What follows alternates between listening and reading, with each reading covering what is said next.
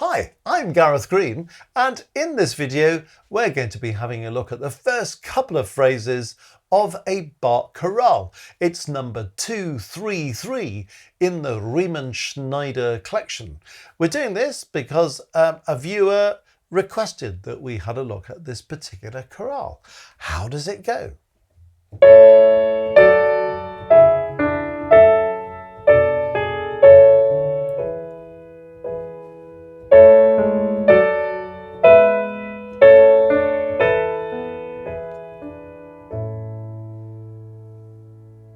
So you immediately hear that Bach chorale style. I think there are a number of interesting things about this. One of them actually is there's a kind of simpler approach here than is taken in some of the more complex chorale harmonizations. You notice, for example, there are not quite so many quavers or eighth notes as there are in the busier chorales. You might notice as well that the first two phrases are all in the same key. We're in A major all the way through this. There's not even any use of chromatic colour of any kind. We haven't got any secondary dominance or anything suggesting another key for a moment.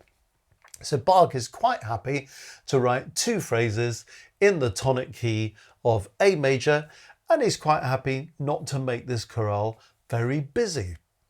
I think another interesting thing about this chorale is to notice how high the tenor part is. And I often notice when working with people on harmonizing chorales in the Bach style that there's a kind of reluctance to write high tenor parts, because the minute you start writing tenor parts on ledger lines above the stave, you think, oh, that must be too high. I think we also look at this thing, don't we, and we see two parts in the treble clef, we see two parts in the bass clef, so immediately visually looks as if we're writing a texture that's 2 plus 2.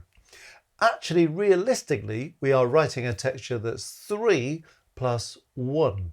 So even though that tenor part is written in the bass clef, it's a good idea to think about it as belonging to the soprano and the alto parts, and to see the bass line as a separate thing. And we have a rule when we're writing in four parts, that we try not to have more than an octave between any two neighbouring parts, except the tenor and the bass part.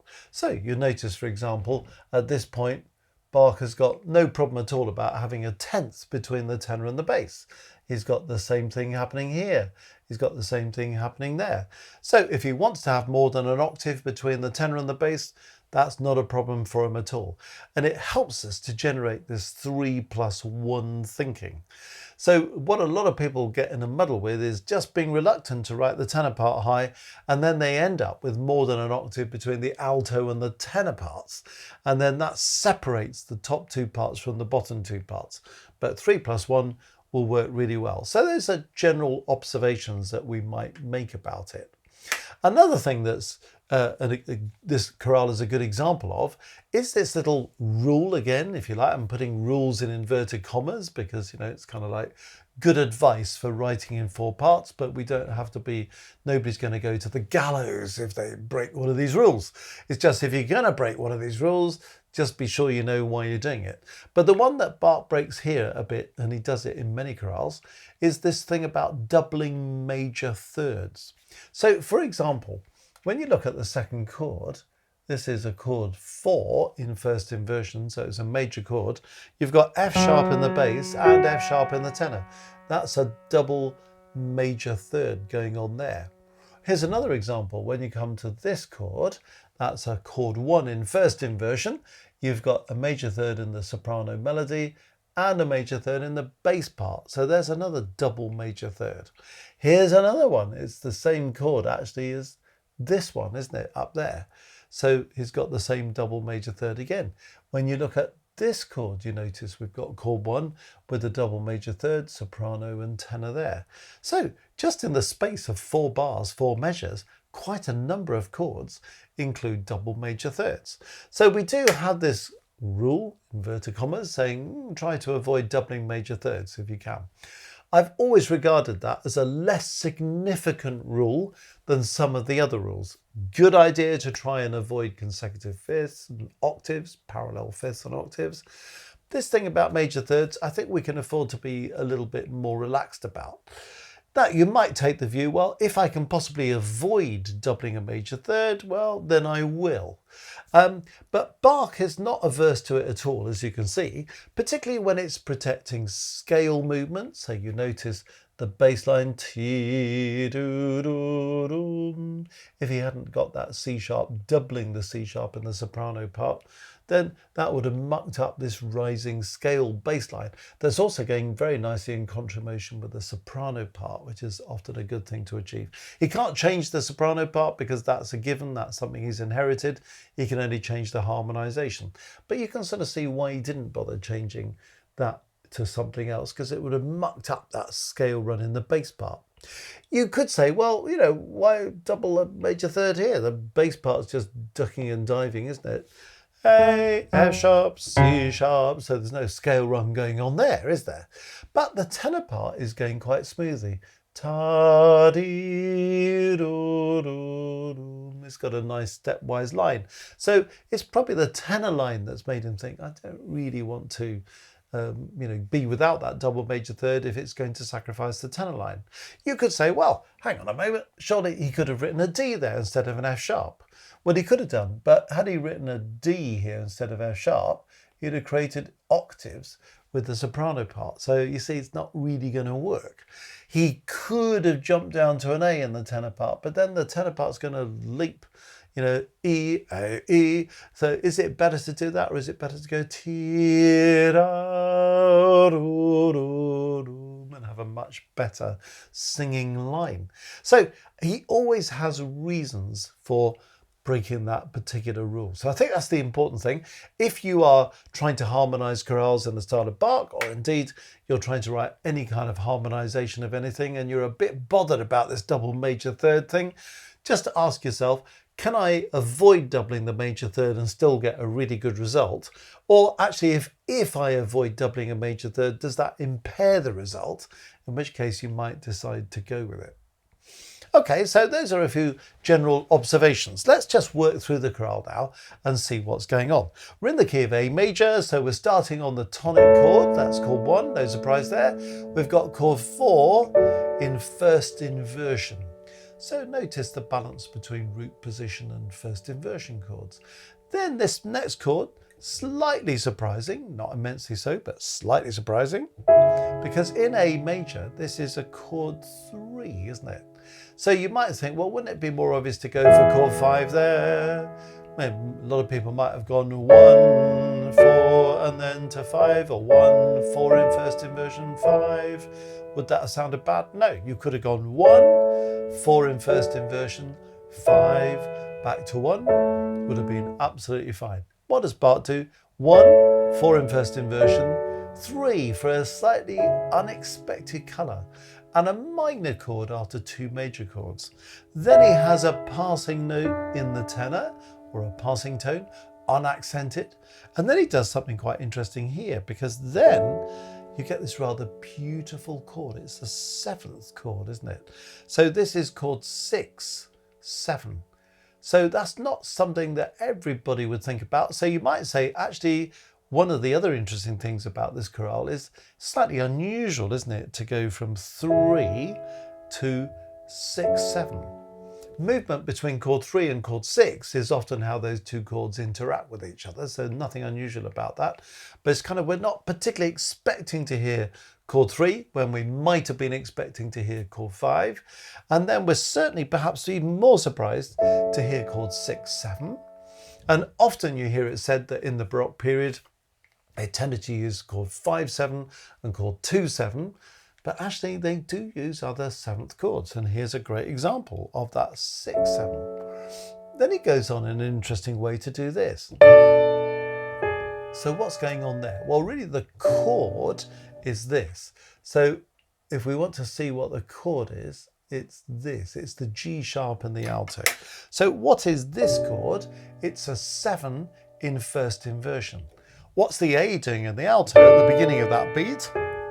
That is a 7/6 suspension. So you see what he does? He uses this chord 6/7 at the end of the first bar, the end of the first measure, and that A prepares us for this 7/6. It's rather beautiful, isn't it? And then he goes into the cadence, 1 in first inversion, unaccented passing note or passing tone in the bass, and then he happily settles on chord 5 and repeats it. Sometimes when people are harmonizing things like this, they worry about, is it okay to repeat a chord? That's exactly what Bach has done. So sometimes he does an interesting mixture of the unexpected with the totally plain. So that ending, just going 5/5, not even moving any of the parts into a different octave or rearranging the chord in any way. He's just happy to do something quite straightforward. Instead of going 1 to 5, notice he goes 1 in first inversion with a passing note to 5, which runs us into that final chord of the cadence rather nicely. But you see what he's got? He's got all that colour in the middle of the phrase. Kind of fairly straightforward start, slightly surprising move with the chord 3, lovely colour with the 6/7, beautiful scrunch now with the 7/6 suspension in the alto, and then coming back to something a bit more straightforward for the end of the phrase.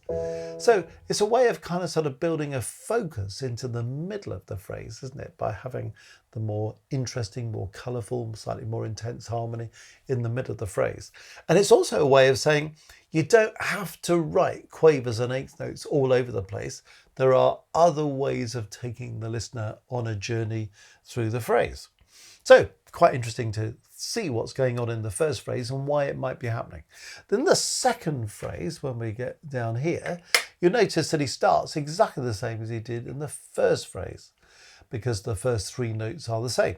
So he goes 1, but this time he puts a passing note in the bass that he didn't have last time. So it's just a slight alteration. And maybe that's why he didn't write it the first time, so he could reserve it for the second time. And then he goes to that 4 in first inversion again. Then we're thinking, what did he do last time? He went for the chord 3. This time he goes for chord 5, much more obvious choice. But this time it's in first inversion. So you see what I mean? You've got the same 3-note pattern, but a different harmonic outcome. Then he goes to chord 1, instead of going to that 6/7, again with the double major third, moves out of the double major third very quickly by having that passing note or passing tone in the tenor. And then, hey, what's coming next? We're going to have a straightforward 5/1 cadence, but not before we've had a suspension in the alto. 4/3 going on in the alto. And he's kind of, at this cadence, got busy in the tenor. Yadi, yadu, yadu.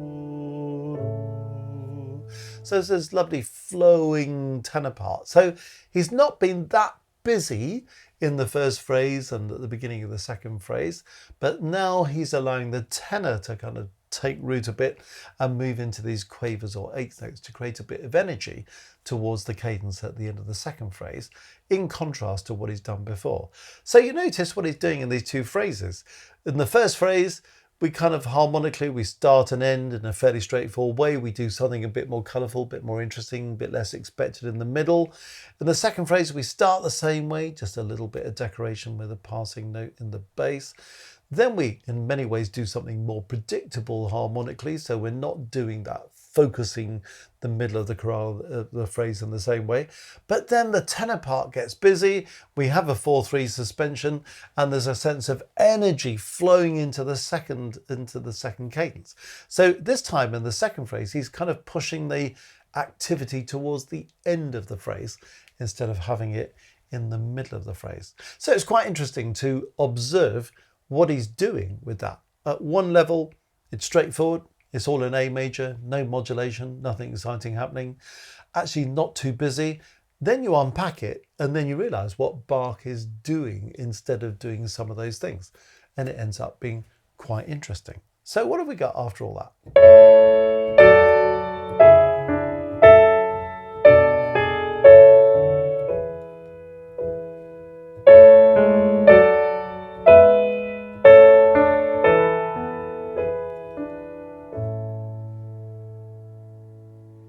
So there we are, Bach Chorale 2, 3, 3. And we've got many other Bach Chorale videos out there on YouTube if you want to explore those. Well, if you've enjoyed this video, let me invite you to have a look at the Music Matters website, www.mmcourses.co.uk. Lots of things there for you to look at. Please do feel free to explore the whole site. You might want to go to courses and have a look at our keyboard harmony course. Lots of people trying to do these Bach chorales kind of just struggle to think them under their fingers. So whether you're essentially a keyboard player or not, it's quite useful to be able to think harmony under your fingers. The keyboard harmony course really empowers that ability. It connects what you're writing in terms of dots on the page, or what you're looking at in terms of dots on the page, with your fingers, and also in turn connects with your ears, so you kind of get to play chords, you get to hear them, and then you can start to look at Bach chorales like this and think, oh, I can hear what's actually happening there, and hear the individual parts. So it's a deeply empowering thing to do, this keyboard harmony. So have a look at that, have a look at everything else that's there. www.mmcourses.co.uk